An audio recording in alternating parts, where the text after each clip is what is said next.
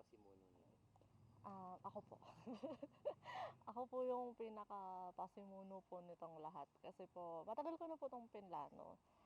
Siguro 1 year na po na sabi ko dapat pagka, 60th birthday and retirement talaga ng nanay ko dapat may pa-ganito kasi hindi po siya talaga mahilig sa mga parties po, eh, ano po talaga, gusto lang niya ang plano lang niya mamasyal kami, magsimba kami, then yun na yung celebration. Pero sabi ko hindi puwede kasi sa sobrang dami nung taong nagmamahal sa nanay ko kailangan matipon ko yun lahat para makita niya, after niya na mag-retire na ito yung mga na-touch niya na lives. Kaya ayun, kaya ako yung nagpasimuno talaga nung semi-birthday surprise po na ito, yun po. Ano po ang relation niyo between mother and daughter?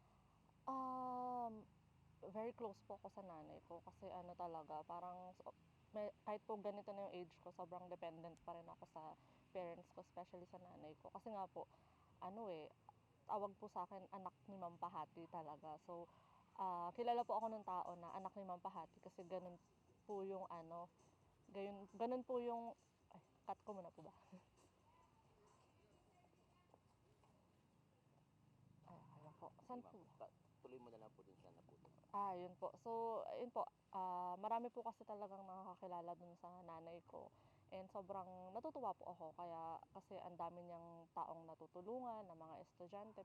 Sobrang natutuwa ako kapag may kumakausap sa akin sinasabi favorite nila yung nanay ko, tapos ang dami nilang natutunan sa nanay ko. So, parang as a daughter, parang nakakataba ng puso po. So, lagi ko ngang sinasabi kami po ni Dave, swerte kami kasi may best teacher na kami, may best nanay pa. So, yun po, sobrang close po talaga ako kay nanay. Sige ma'am, kamukha nung ano ko kay sir kanina. Hindi ko kilala si Ma'am P. Paano niyo ma'am mai-describe sa akin kasi Ma'am P kung ano yung personality niya?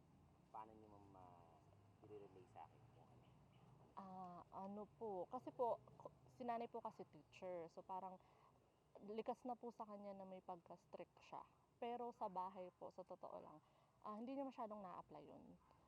Mas ano po siya, mas relax siya, mas kalog siya sa bahay.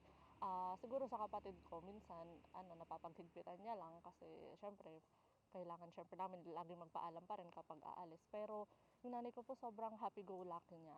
Actually, baligtad po kami. Ako yung medyo parang, "Ay wag na, parang ayoko na," gano'n. Si nanay ko naman, go lang ng go. Yun yung lagi niyang inaano sa'kin, mag-explore ng mga bagay, tapos ayun, laging maging okey sa kapwa, yung pakikitungo. Kasi yun, para hindi stressful yung buhay. Yun yung laging motto ng nanay ko na wag tayo magpaka-stress sa life, enjoy yung life, and lagi niya rin akong pinapaalalahanan na wag din kakalimutan yung sarili. Kasi minsan napapasobra ng 'pag nga sa kapwa gano'n, sabi niya pati yung sarili dapat inaalagaan din. So yun yung nanay ko, gano'n siyang klase ng nanay.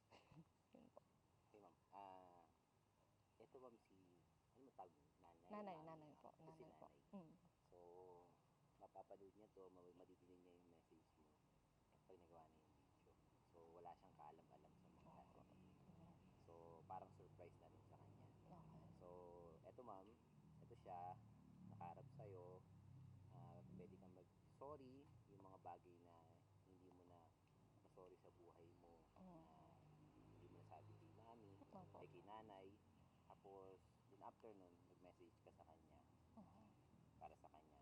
Then, play ka na ng I love you song. Okey. Okay, ready ma'am? 2, and Nanay, happy happy 60th birthday and retirement. So eto na tayo, kahit ayaw mo nung una na ituloy natin, na i-push natin.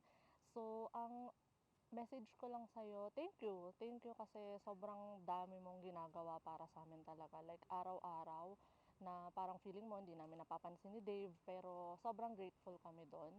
And siyempre sorry din sa mga times kapagka nagsusungit ako, kapagka busy sa work and all. Pero ayun, love na love namin kayo ni Dave, kayo ni tatay.